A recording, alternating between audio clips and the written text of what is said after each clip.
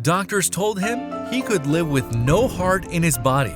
555 days later, we're gobsmacked. Even the most medically disciplined people know one thing for sure: you need a heart in your body to stay alive. But try to imagine sitting in the doctor's surgery and being told that actually this wasn't strictly true. Well, that's exactly what happened to the 25-year-old Michigan resident Stan Larkin. Almost a decade ago, after collapsing while playing basketball, Stan was diagnosed with familial cardiomyopathy, which is a genetic disorder, a condition that stretches the heart muscle in a way that prevents efficient blood flow. Finally, by late 2014, Larkin's heart was failing and had to be removed. What happened next is one of the most incredible medical stories you're ever going to hear. Also, if you have not done so already, please subscribe to our channel and click that notification bell to get inspired by these real-life stories every day. Now, back to the story. It's the tale of a man who lived without a heart for a staggering 555 days, and it verges on the unbelievable. After Stan's collapse, it didn't take doctors long to realize what was wrong. Shortly after his diagnosis, in fact, it was also discovered that his younger brother Dominic was suffering from the same problem.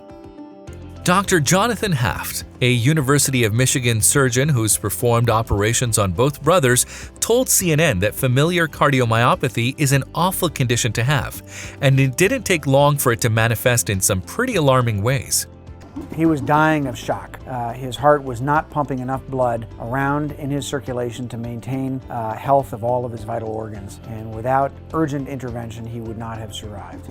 The condition is characterized by the muscles in one of the heart's chambers stretching, which impacts the organ's ability to pump blood. This can lead to arrhythmias or irregular heartbeats, and more alarmingly, heart failure.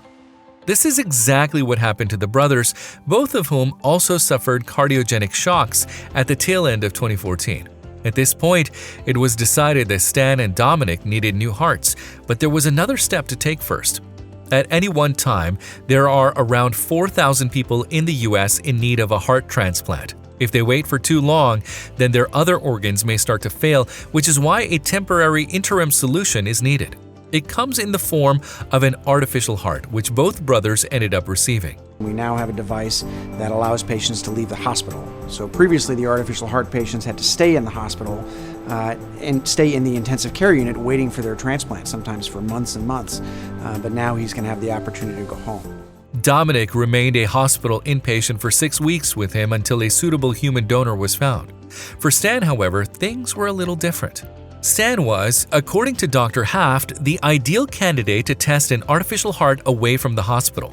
And so he spent 18 months carrying his artificial heart in a backpack everywhere he went, without a real one in his chest. And Stan, you can see how he looked there. That's on his artificial heart at home. That's how he looked like a week after his implant. His temporary heart is called a syncardia, a special device that's used when both of the heart's ventricles fail. He's still listed for heart transplant. We hope to transplant him as soon as that organ becomes available. But in the meantime, he can be at home and he can be functional and he can continue to rehabilitate himself so that he's in the best possible fitness when his opportunity comes. Doctors found that Larkin was doing extremely well with the artificial heart he'd been given. So much so, he could actually leave the hospital and live with no heart inside his body. In fact, the device, the Freedom Driver, I think had to be exchanged about 10 times while he was at home. Stan was understandably pretty surprised about the whole thing. The only other step they had for me to be able to live was the total artificial heart. I never knew a person could live without a heart personally. I really didn't want to agree to the surgery. It took me at least 2 weeks to say yes. And that machine is nothing short of incredible.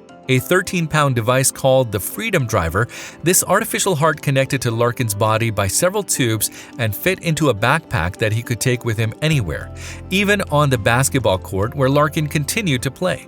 We use the artificial heart as a mechanical pump to bridge him to heart transplantation. The artificial heart didn't actually hinder Stan too much. He wasn't bedridden, nor was he forced to drastically change his lifestyle. It allows the patient to go home. Maybe he'll be home for a week. Maybe he'll be home for 6 months. We don't know. While he's at home, I think he's going to get stronger, more independent, more functional. It helped that throughout the 18-month period, Stan maintained a wonderfully positive attitude. Stan played pickup basketball with his life-preserving backpack on, hung out with his kids, and rode in cars with his friends. After that, I became very healthy again. I lived a normal life. I made myself play basketball. I played basketball on the device. Dr. Half told the University of Michigan Health System, And he just really thrived on the device. It wasn't built for pickup basketball. And so he really pushed the envelope, at least as far as what the company's intentions were with this technology. all that the patient couldn't do was give piggyback rides to his children. Stan's situation was embraced by his family.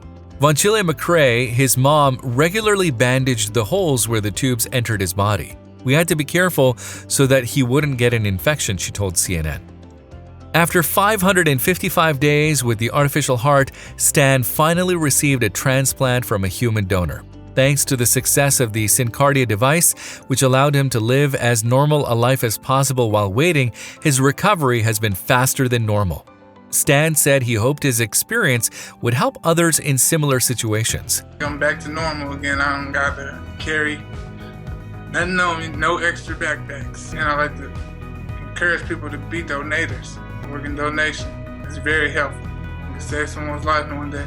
David J. Pinsky, a director of the University of Michigan's Frankel Cardiovascular Center, called Stan and Dominic heroes. I first want to say, on behalf of all of us, Stan and Dominique, you're heroes to all of us. The fact that you actually take your story public and you allow us to teach others makes a difference. You'll make a difference for a lot of patients. As we heard from Dr. Half, you make a difference for the doctors of the future. And we thank you for allowing us to share your story and for your bravery in sharing it. If you liked the video, please give it a thumbs up and consider sharing it with someone who may find it interesting. Thanks for watching, and I'll talk to you in the next one.